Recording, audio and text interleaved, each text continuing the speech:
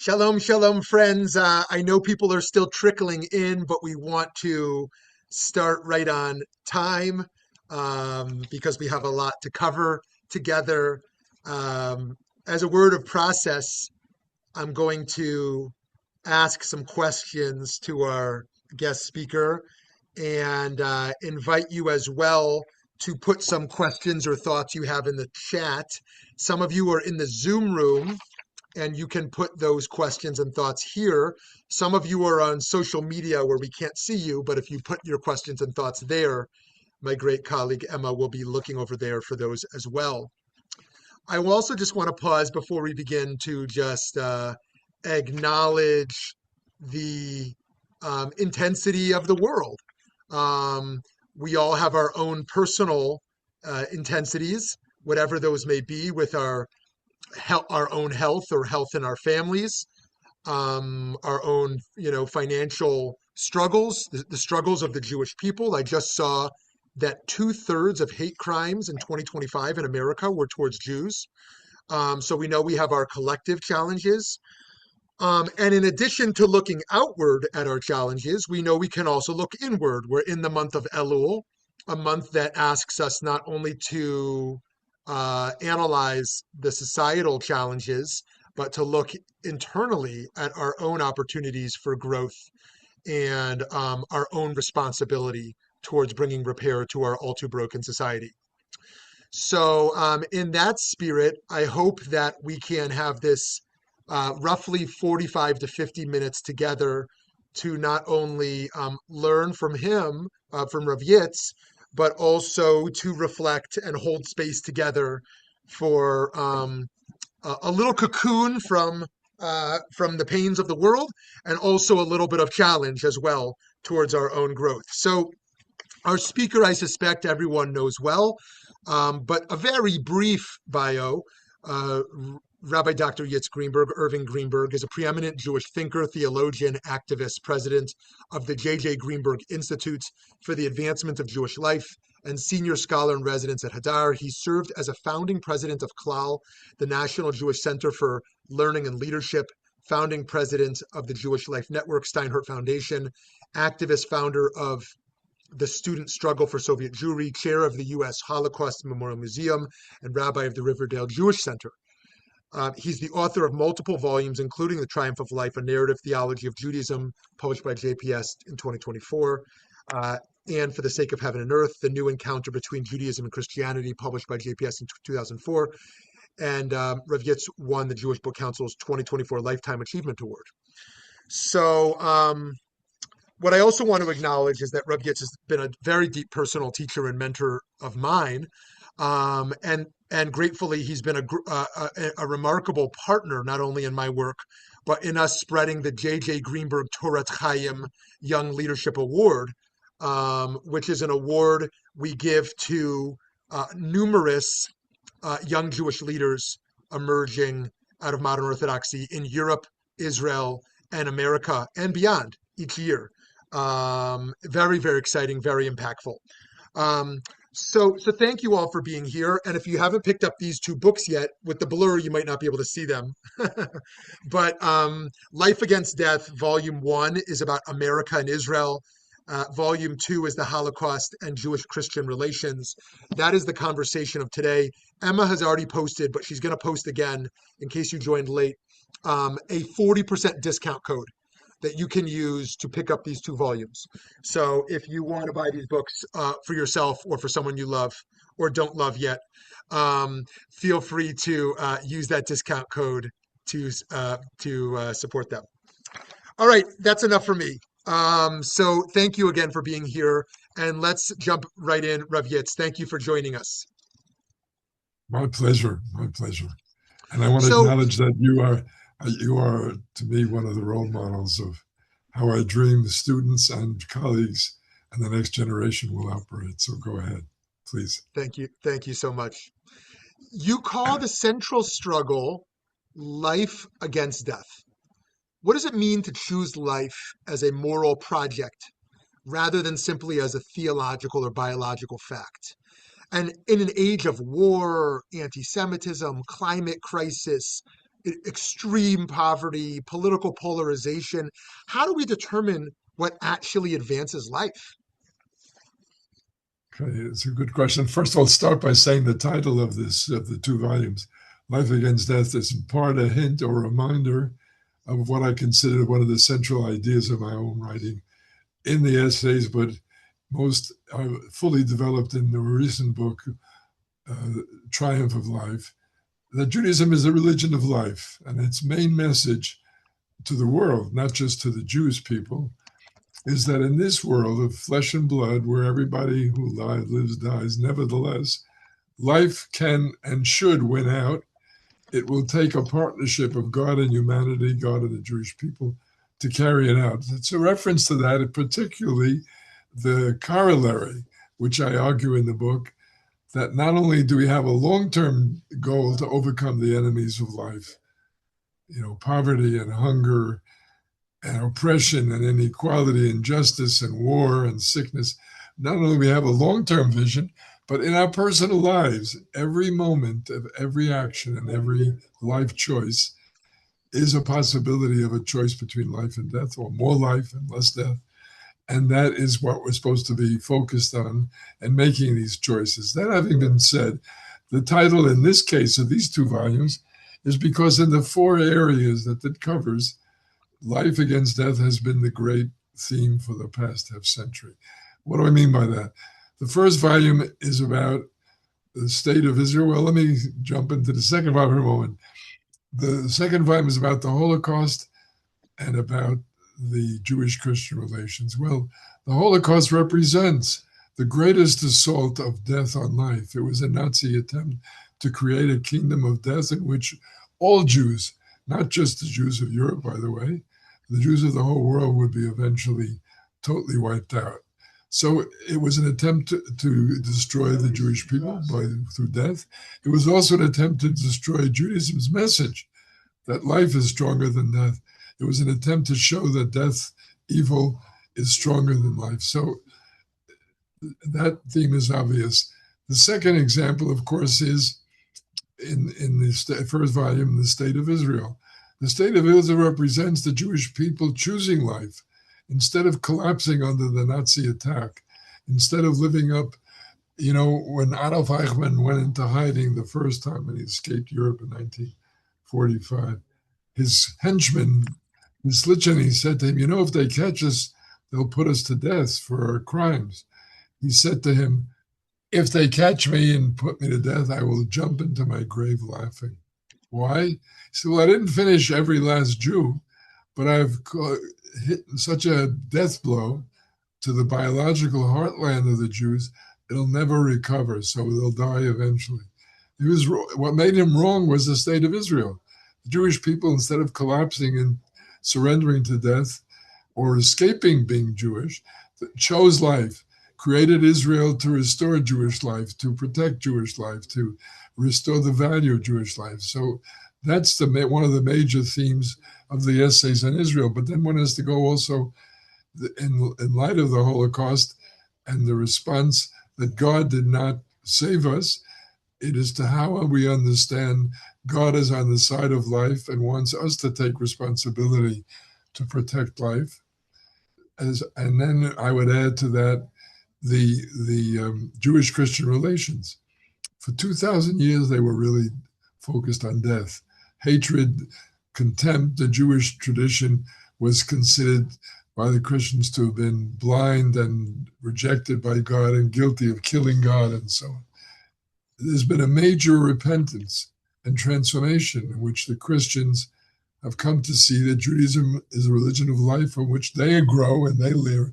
So again, it seems to me that area, our choosing to be partners, to respect each other, to learn from each other, is a turn toward life instead of hatred and death.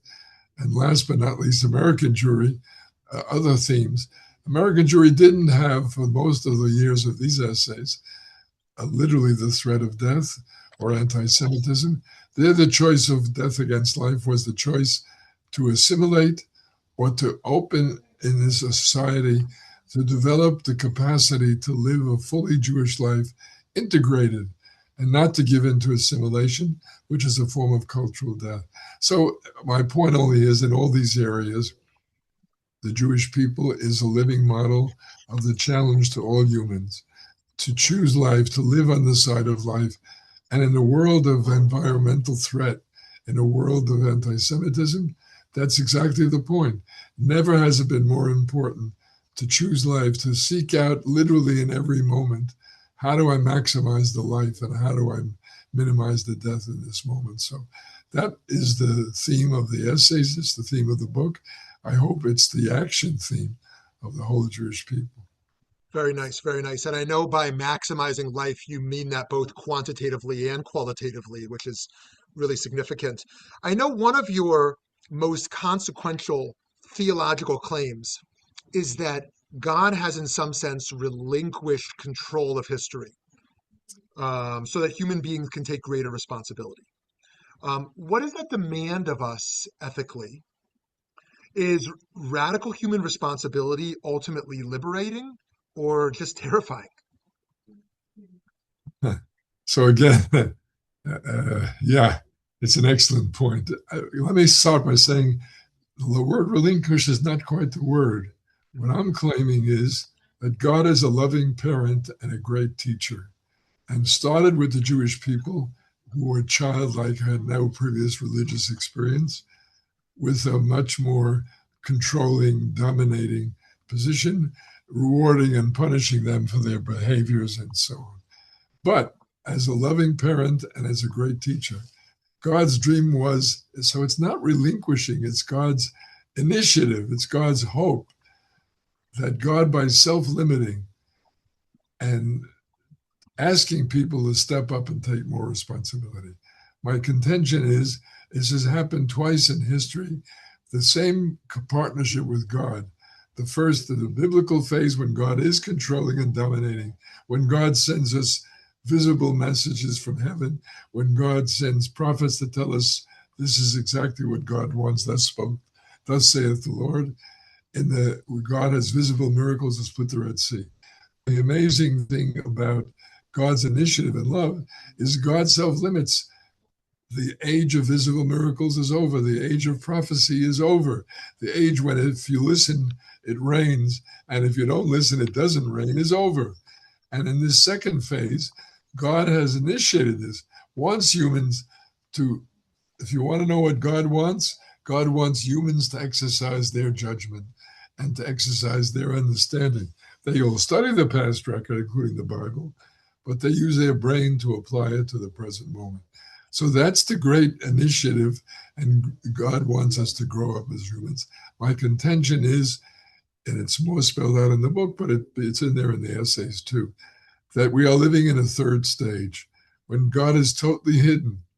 But keep in mind, according to the rabbis, God is totally present. And why is God totally hidden? Because God wants humans to take full responsibility for what's going on in the world and to make sure that it happens. And if they don't, it won't happen. What drove me to this, of course, is the Holocaust, trying to understand, why did God not stop the Nazis? And the answer is because God has already hundreds of years ago asked humans to take responsibility. And God acts through humans. It was the failure of the Allies to act. It was the inability of the Jews who had no power to act. It was the neighbors who cooperated with the Nazis who led to this catastrophe. Where humans stood up and took responsibility, as in Denmark, as in Bulgaria, as in Albania, they saved their Jews. So I want to stress this point, that God is asking humans to become full and true partners in this world transformation, in this world redemption. And it's up to us. Now you say, is it liberating or terrifying? The answer is it's all up to you and how you use it. God gave us this freedom. The Nazis took that freedom and they created the greatest death machine, an all-out extermination attack on the Jewish people. So you can take that freedom and turn it into horror, or you can take that freedom and turn it into life-saving. The Jewish people are creating the state of Israel, guaranteeing safety and asylum for every Jew in trouble in the world, using that power to restore the value of life, Jewish life in particular. So that's the answer. It's in our hands how that power will be used, how that response will be. Do I find it terrifying? No, I think it's ennobling. I think it asks all of us to step up and become the best people we can be and true partners with God in redeeming the world. So some of in picking up on redeeming the world, some of us can roll our eyes when we hear of tikkun olam to cover anything that fits with our political ideology. Tikkun olam, repairing the world, is just almost become meaningless in some sense. But you've argued in a way that resonates for me deeply that tikkun olam is not just some modern liberal invention, but is rooted in Judaism's deepest covenantal vision. Why has tikkun olam become so contested within contemporary Orthodoxy? And what would you say to Orthodox Jews who worry that universal social justice comes at the expense of Jewish particularism? Okay, so the truth is, to be fair to the critics, there are many Jews, who use the idea of saving the world as an excuse to avoid or evade their Jewish activity or responsibility. The most negative version of that, in communist Stalinist Russia, the Jewish section, the Avsexias, they actually persecuted, closed synagogues, closed schools, because they wanted to bring the universal world transformation, the final redemption of communism, everybody's equal to the being, and then to do that, they're ready to destroy the Jews. That having been said, my point is the opposite of that, that the Jewish messianic vision, people always say Judaism influences believe in one God. It is.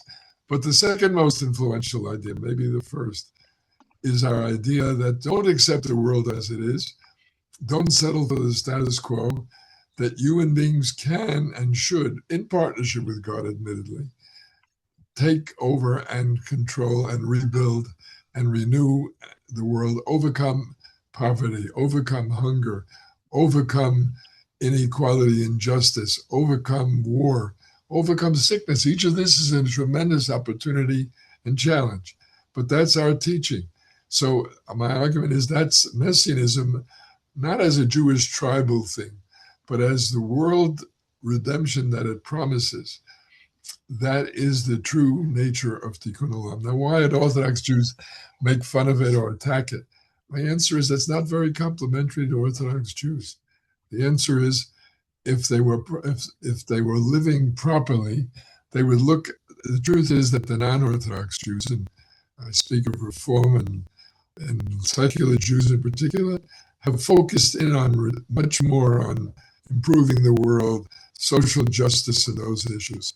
Instead of saying, thank you for teaching me, thank you for focusing on parts of the Torah that I haven't done as much, and I appreciate it, I'm inspired by you, and I will follow your footsteps. Instead of saying that, there's a kind of an attempt to put down Reform Jews and secular Jews. They don't know Hebrew. It's like Tikkun Olam is just a cliche, it doesn't mean anything.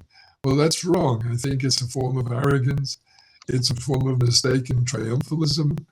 And the Orthodox Jews will have a lot to learn from the rest of the Jewish community in focusing on world transformation. The contribution they can make is to teach people that you should do this out of Jewish sources.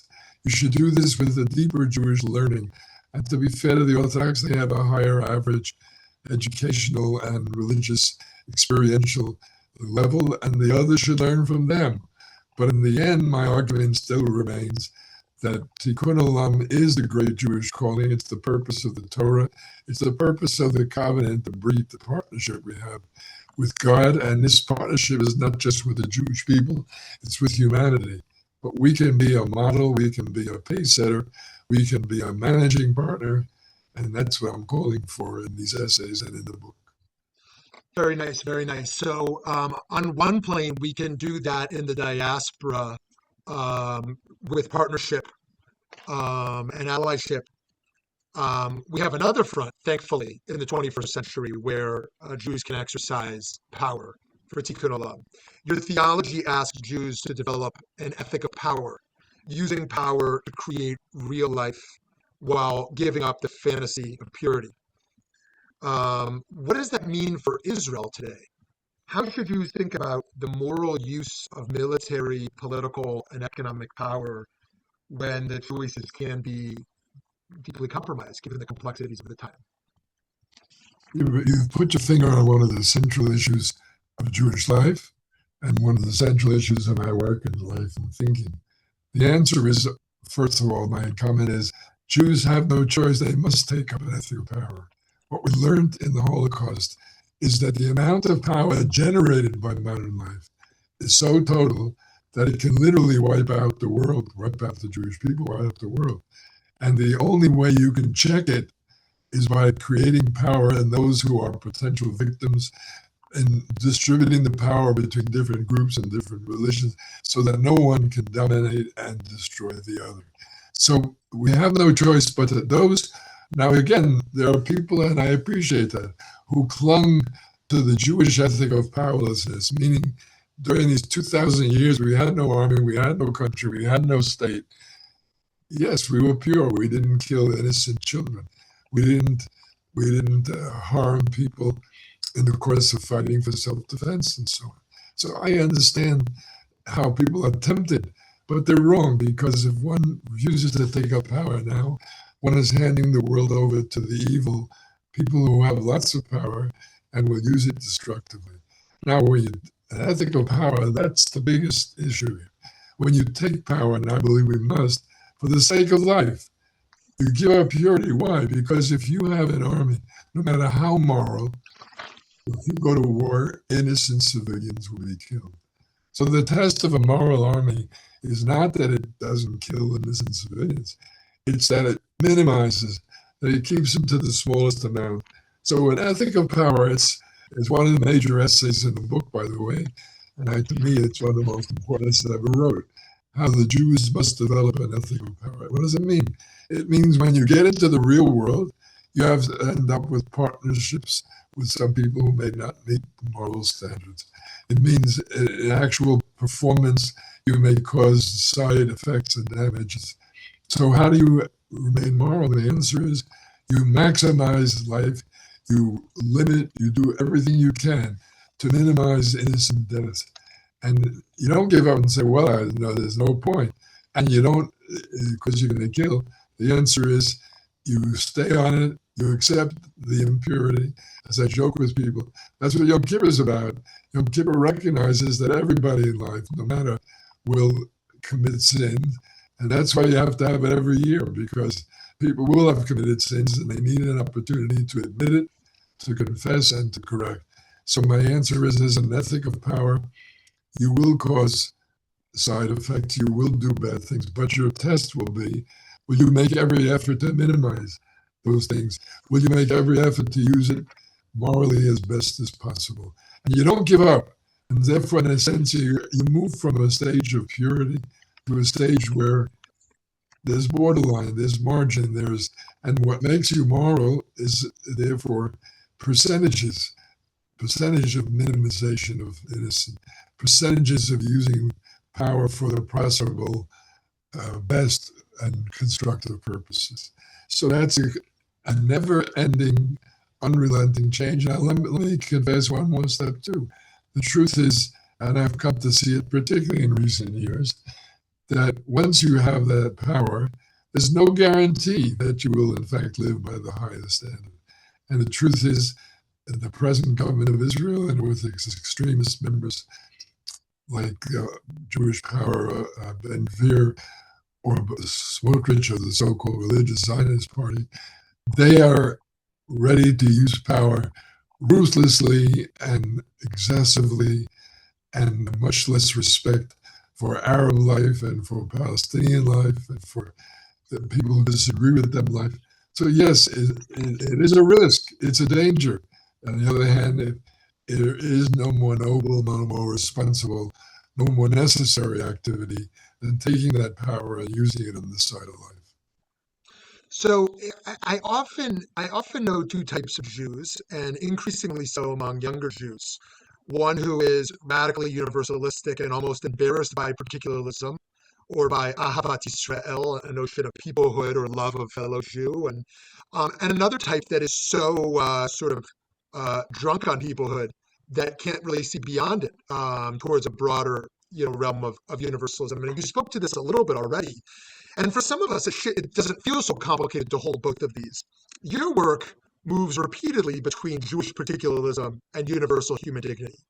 How should a Jew navigate the moral tension between Ahavat Yisrael, a special, deep responsibility towards the Jewish people, a love that's so deep for us historically and in a contemporary moment, and the biblical demand and beyond to care for the stranger, the oppressed, and ultimately all humanity?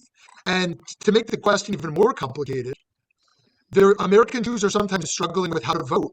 Some people are always red or always blue, and these days with anti-Semitism and extremism, things are sometimes more complicated. How when it comes to elections, how should one think about balancing particularism and universalism?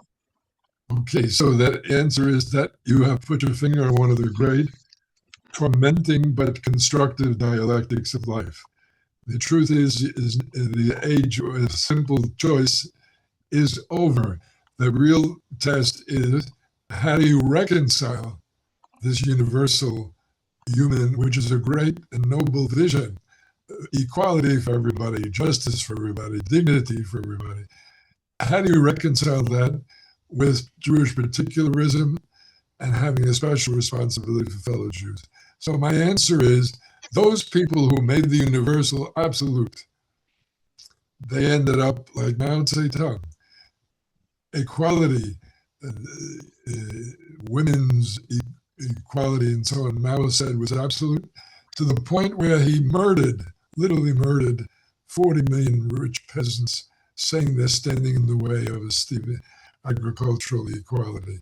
So those who practice universal let loose the most demonic and destructive forces in the world right now. Nazism was an attempt to create a universal redemption that would be political, economic. It promised to end the problems of modern economic life. It promised to improve the gene stock and get rid of disabled. And so those who are pure universalists become the enemies of human beings. Those who become pure tribalists or family, it's like the mafia. You in your own neighborhood, your own family, you don't allow any crime, but you practice crime all over the world. So that's wrong too. It's the dialectic, it's the attempt to reconcile the two. And there's no one perfect reconciliation. There's a spectrum, and there's multiple approaches. But within that spectrum, the attempt to keep a special relationship with the Jewish people is not just a concession to weakness. It's part of Judaism's greatness that it says, ideals as great as they are shall never override human feelings, emotion, relationship. So the answer is that you would not only have a special relationship to Jews because it's a private club. No, it's because it's your family. It's because the people who have shared your life and your vision and made you possible. And therefore, it is more human to be responsible for them in a special way. If you deny that, you deny your family, you end up becoming inhuman instead of universal humane. So that is the challenge, to not let go of either dimension, but to reconcile them continuously. And in order to do that, you have to literally reconcile them continuously, and you will have to learn from the people to your left, the people from your right. So again, we don't vote Democratic, in my judgment, even though it's our Jewish religion. You don't vote Democratic because it's the only way. You vote Democratic because it advances these goals. And when in the case of the Democratic Socialists taking over the party, as in Michigan, El Sayed and so on, when they take over, then the answer is you don't, even if you're a Jewish Democratic lifetime voter, you don't vote for them at this point, because that would give them strength to do these destructive things, anti-American, anti-Semitic, anti-Jewish. So this is the challenge, to not give in to the easy way out, but to continuously reconcile and refresh our commitment to the dignity of all, reconciling that and acting first. Starting with your own family, you move outward. That's the Jewish teaching. Start with your own family, move outward. If you don't start with your own family, you're inhumane. And if you do start with your family and stop there, you're mafia. So in between those things, and Shmuley, I want to confess publicly, I often point to you because your human universal commitment is driven by your Jewishness, and you express the Jewish values in those very activities. That's my dream, that we are driven by our Jewish values to do more for the rest of the world, and our respect for the rest of the world does not conflict with, but enriches our responsibility to our family. Very nice. Thank you so much. So that's already very intellectually demanding to become Jewishly learned and literate, to embrace the dialectical tensions and the need to constantly refine our viewpoints and to revisit the details rather than just be a denominational Jew or a partisan Jew. So, but now let's talk about the behavioral realm, because that's also challenging. If a young Jew comes to you and says, "I believe deeply in this message and in Tikkun Olam, and but I really don't know where to begin," what three forms of action would you most urgently recommend, and what spiritual disciplines would sustain that activism over a lifetime? So that's two parts of the question. My first is, again, I would bluntly point to you and overly tzedek. The answer is start where you are. There are activist needs to help the vulnerable, to help the poor, to help the marginal people. And you've given a good example in your tzedek, your whole idea of a Tav Yosher, not just checking the kashrut of the ritual, but checking the ethics. How do they treat their company? How do they treat their workers? How do they treat their customers in there, and so on? That is a crucial part of activism. Start right now, or that's number one. And number two is then you apply these values, as you have, for example, in Arizona. How about showers for detainees? How about those who are kept in these immigrant camps or holding pens, if you will, until they're let loose? So the answer is the Jewish motive should lead you to care more and to look out for the human being in the image of God in whatever form or person or whatever asylum. And again, remember the Torah repeats repeatedly, the Bible, that God is with the vulnerable, that God is with the marginal, God is with the poor in a special way. Now, God is with everybody, but God understands the needs and feels the pain of the marginal and the vulnerable. And therefore, your love for God and your love for religion should express itself in greater activity to help the marginal and the poor. So where do you start? You start, as I said, start in your community, or start in where there are people who are actively reaching out to immigrants, to the poor, to the urban dispossessed, to the people seeking asylum. These are the places you start with activity. Secondly, I want to stress again that within your own community, within the Jewish community, there is poverty. There are people who have disabilities. There are the survivors of the Shoah now in their 80s and 90s who are in poverty and struggle. So there are lots of opportunities immediately in your community to help, to reach out, whether it be visiting and giving consolation, whether bringing food or help or such things. Again, there's so many projects. In Israel, there's this project, Leket, where they've gotten the caterers and the restaurants to turn their surplus food, instead of throwing it out, to make it available, to bring it to those who can't afford and don't have the food. So I would start right there in your community, and you can turn to places like Urlit Tzedek for guidance as to where there is help and where there is need, where you can make a personal contribution. Amazing, amazing. So I have many other questions, but I'm going to ask only one more because I see questions coming in the chat now. So even though there's so much more ground to cover. So with this Life Against Death, these two volumes, you've now had the extraordinary opportunity to reread 6 decades of your own thinking and introduce your younger self to your older self. What did you discover you might have gotten wrong? And perhaps more importantly, what conviction from your earliest writings have you held on to because after all these decades you believe it has been vindicated? So, yes, one of the most, when I started this book, I thought this is going to be a cinch, no effort. They're just to print the essays as they were originally printed. So what have I got to do? Well, the answer is good for JPS. They said to me, we want an introductory essay in each case explaining the background, what led you to this, how does this change from your previous views, how is this received? So it became like writing a new book. And it was a challenge and it was an opportunity. Now, when you say, where did I make mistakes looking back? The most striking thing to me was not so much the mistakes as the development. Trying to come up, and again, this to me is an important lesson. The first answer, even if it's a good answer, is not your final answer. You have to listen. The key in general to being on target, in my judgment, is to listen to everybody else, to welcome the critics, and to see if you can learn from them. To welcome those who disagree or opposite views, even if they're wrong, maybe there's some insight they have that you can adapt to your own and bring in your own thing. So part of it was the best example probably, because it's in the essays on the Holocaust.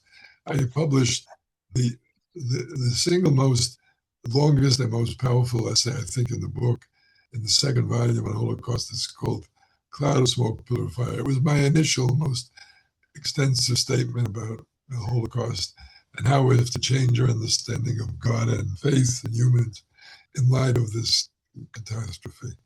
Now, the truth is I couldn't make sense. I couldn't live with the fact that these terrible things were done and God didn't stop them.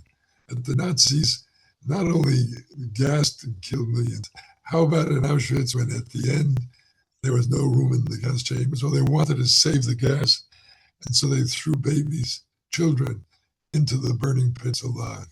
I mean, in such moments, when I saw such moments, I could not feel the presence of God in the world. There was no God in the world under these circumstances. So part of the new understanding of God is that there are moments when even the person of total faith understands there is no God, at least for the moment. And part of the challenge became to make, how could I come to live with this dialectic of faith and doubt? And my answer was, that is the key to an honest faith today admits the possibility of the alternative, and I respect secular Jews, particularly if they challenge God, but they practice the ethic of responsibility. So that was part of my comment. Now, in struggling with this, I came up with this idea in the middle, in the second essay, which is in this volume, called Voluntary Covenant. Basically, I was rejecting those who use the biblical covenant idea that when Jews suffer, God punishing them. That's what explains it all. And yes, there are many Haredi rabbis who try to say that the Holocaust is God's punishment for our sins. What makes it worse, that Sartre said, our sin is Zionism, our sin is taking responsibility, our sin is modernization. This is wrong. But in rejecting that, I was still under the spell of that idea. So I said, well, if God didn't save us, then you might say the Jews have a right to say, look, how come the Jews keep the covenant? They keep faithful to God and their tradition. My answer is, I'm doing this voluntarily. You failed to protect me, but I'm doing it because I love you or because I love the vision of a world redeemed and so on. So I must say, I received a lot of pushback. Some of it, I think, mistaken in the yeshiva world, saying it's outrageous. How can you say that? But from friends who were sympathizers who said to me, in voluntary covenant, you're losing the power of the ought, of the obligation, of the sense of commandedness, which is so powerful. So the truth is, I kept wrestling with this question again. And the third time around, and it's mostly in the book, my conclusion was, no, God did not fail. God grew up and asked us to grow up and to take responsibility, and we failed. Humans failed to take responsibility. The Allies did not protect the Jews. When the neighbors cared, like in Denmark and Albania and in Bulgaria, they saved their Jews. When the neighbors cooperated with the Nazis, like in Lithuania, they killed 95% of the Jews. So this is part of my answer was not so much the failure as the learning and growing and continuously reevaluating. And that to me is also key to pluralism. To understand that you don't have the whole truth. You may have a whole truth, but you don't have all of the truth. And you should listen and learn. Others may have parts of the truth. Others may have something to teach you as well. So in your answer to your question is, now one example is sort of the idea that has stood the test of time. Starting in the 1960s, following the idea of Ben Azai in the Talmud, that the fundamental principle of the Torah is that the human being is created in the image of God, which I interpret to be that every human being has infinite value beyond any amount of money. Every human being in the image of God is equal. There is no preferred image of God, and every human being is unique.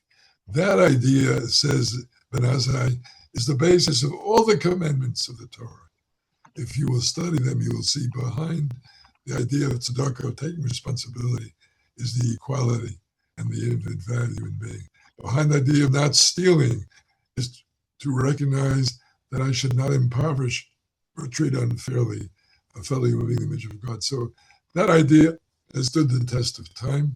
I believe it applies today in such ways as recognizing gay people who historically were antagonists and rejected by the tradition, to see we now know it's a normal, if small, sexual pattern, and therefore it should be treated not as a deviance, but as particularly when the gay people have chosen marriage, chosen to be monogamous and faithful and create family, that they should be judged and incorporated into what we do about heterosexuality, namely an ethical and faithful relationship and marriage and family is the key to the legitimacy. So to make a long story short, many of these essays reflect growth, change, and new insights. Many are new applications. And again, I can't stress this enough. The key to all of this is to listen, is to learn from others, is to recognize that even if my religion is wholly true, it doesn't incorporate only the truth of all of the truth. And I have to learn from others to fill out and maybe even upgrade my own religion from their insights. Beautiful, beautiful. So we have time for one last question, but I'm going to cheat actually and combine three into one, just because all three question askers have overlapped in their interests. And although they are unique and different questions, you can kind of go where you want to go with this. So first, we have a question from Alan earlier around, doesn't the IDF Code of Ethics reflect Israel's implementation of dealing with power ethically, at least part of it? We have a question from Sarah. What are the most respectful and useful ways of observing this tension between particularism and universalism with respect to our diasporic relationship with Israel under its current repressive government? And lastly, from Dr. Eric Kaplan, as you said, we're living at a time when Israel's government is often using its power questionably. How are we in the diaspora to respond? I'm a university professor of Jewish studies. I found that in the current campus environment, even a loving rebuke of Israel is perceived by some Jews as almost treason. So we see there's everyone here coming from a place of Ahavat Israel, but also a tension with how to use our voices, how to struggle, how to balance our particularism and universalism as relates to Israel, as certainly under the current, overwhelming environment of hostility towards Jews. So let's make this our last question. And thank you so much for all those great questions you asked. So part of it is, the answer is, Jewish people took power. In America as well, we've become politically active, AIPAC and so on, and not just in Israel, but the primary statement of Jewish power is in the state of Israel. So I want to start with the idea of ethic, Torah HaNeshek, purity of arms. The truth is that, and we should be proud of that, it has made an enormous effort to train its soldiers to be responsible, to minimize civilian casualties, to use the power only as much as necessary to defend life and not to abuse or hurt others, and certainly not recklessly. You can't imagine how much effort has gone into it. Everything ranging from, they develop special munitions that don't scatter, so that, in effect, the chances of hitting innocent bystanders are reduced. They developed a method whereby many missions were scratched because at the last minute they saw there were too many civilians around. Now, again, an ethical power. Some civilians will be killed in this process. By the way, Gaza is a good example. Now, on the one hand, there have been thousands, estimate 70,000 casualties. That's a staggering and very upsetting number. For that having been said, if you boil it down, of the 70,000, some 25, 30,000 are Hamas fighters who are determined to kill every last Jew in Israel, and who, in fact, did so on October 7th and said they'll do it as often as they can till they achieve it. So you have no choice but to fight them to the death. But if you take out the 30, you're talking about a ratio of civilian deaths to fighters of 1.25 to 1. That's an incredibly low number. The Allies in Afghanistan made a major effort to reduce civilian casualties, to win over the people. They got it down to 3 or 4 to 1. In an urban setting in which the Hamas places their fighters amidst the civilian population, to get it down to 1.25 takes a tremendous effort. That having been said, I will say the government of Israel, particularly in its extremist members, has done a terrible, terrible thing. The extremist members bluntly would welcome this kind of excessive or reckless behavior. They have allowed or pressured to let the settlers be violent against innocent Palestinians. So the answer is, there definitely some of the blame goes to the extremists in the present government who didn't care or who even wanted to see the suffering of the Palestinians or the Gazans increased. Now, the only thing I can say to the professor of Jewish studies, however, to put it bluntly, it depends on how you said it and where you said it. One should keep in mind an honest criticism of the state of Israel. Right now, out there is a major, it's like an assembly line of, it's a systematic destruction of Israel's reputation. It's a systematic narrative that claims that Israel is committing genocide when it's the last, absolutely not true. It's true there have been civilian casualties, but never any decision to destroy the Palestinians, quite the opposite. It's been minimized as possible. So the people who are spreading genocide or who claim that Israel is settler colonialist, denying the history of Jewish connection to this land of Israel, those people are waiting. So if you say a criticism of Israel that it lends itself, you have to be very careful how you phrase it, so it shouldn't be used or be co-opted by evil people to create feed this false apartheid, genocide,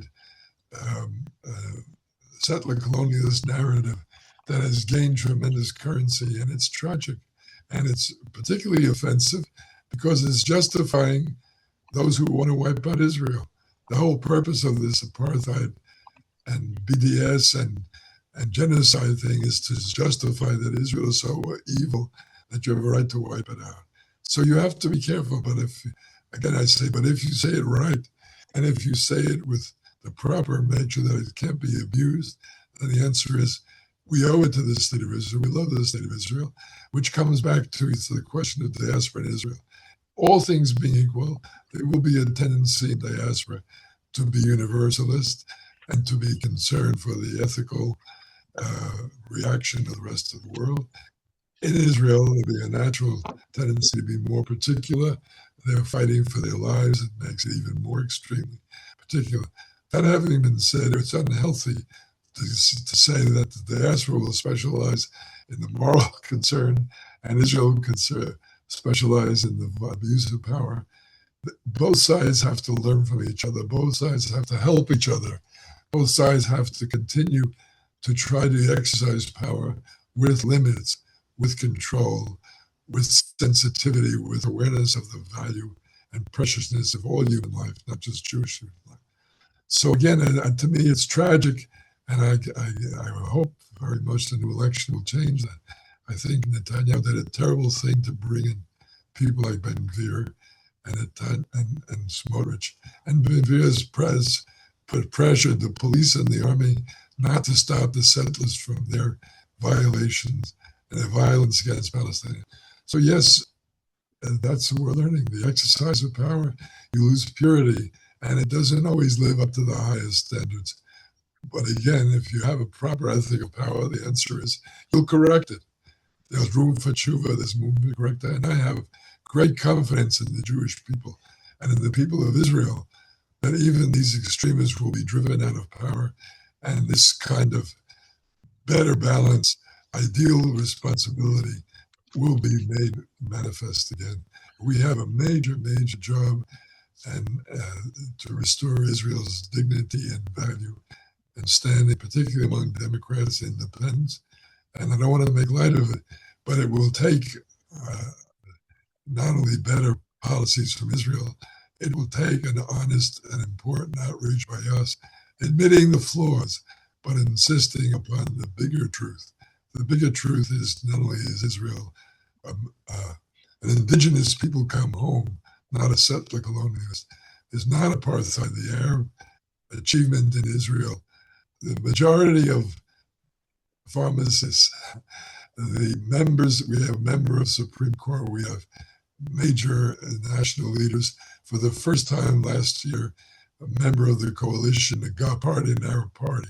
So I think that is the future.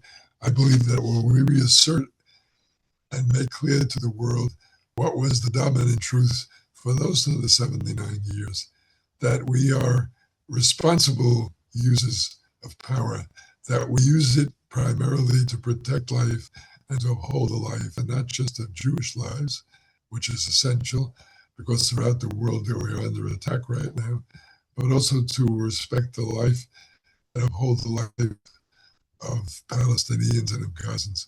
Keep in mind, this is my last comment also, keep in mind that right now, one of the most central expressions of the Palestinian narrative and national sovereignty is Hamas.